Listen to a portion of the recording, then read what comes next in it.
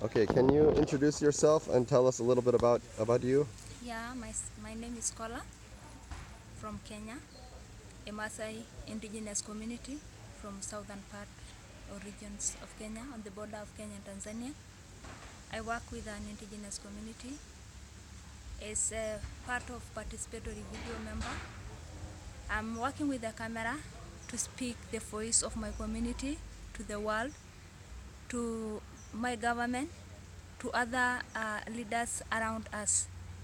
Through the camera, we are speaking our problems, we are speaking our rights, and we are speaking what is more important, like our culture through the camera. And now, like the climate change, that is a big problem, like that we are facing on the ground right now. Because if we try to see the back years, the past years, there was a lot of rains in our place, but right now we are facing a lot of droughts which are really affecting us as a community because we are pastoralists, and through that we are lacking water. We don't Our animals are suffering from getting fresh pastures, which is making us to be more strainful and more stressful because of our livestock, which we really depend on it. So the big thing is that we plant more trees, but indigenous trees, not modified trees, indigenous trees, because when we plant indigenous trees, we revive life back again to normal, and we bring everything back to life. And in that process, we will get much rain as normal. We will get our animals multiplying more and fertilizing more in that process. So thank you.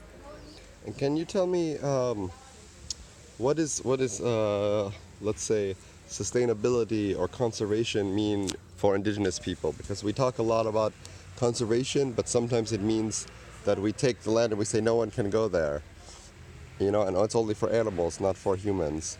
But for the Maasai, you live with the land, right? Yeah. So can you talk a little bit about that?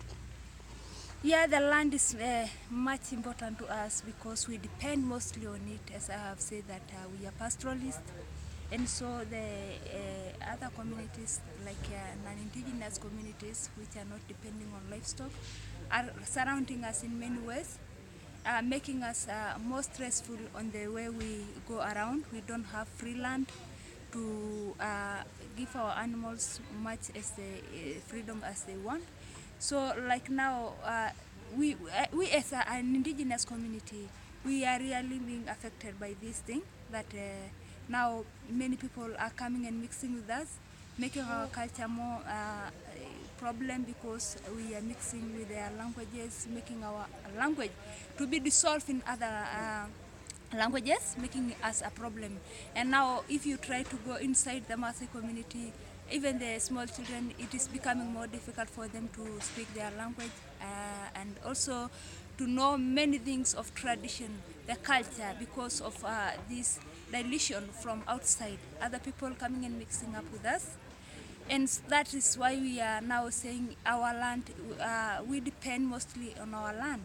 We need our free space so that we can do our things, our cultural things. We can put as much animals as we can because that is what we depend on.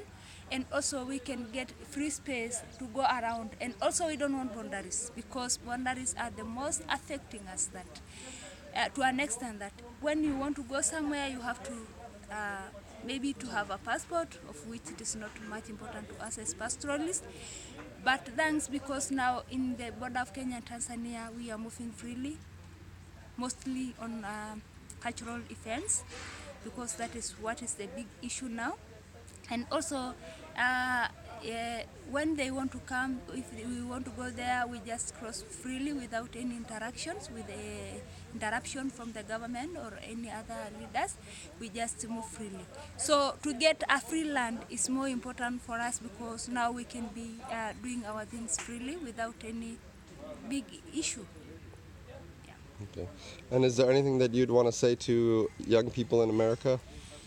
Yeah, the best thing that I can tell the people outside, more so the youth, that the youth are the backbone of every community. And without the youth, there is nothing that can be done.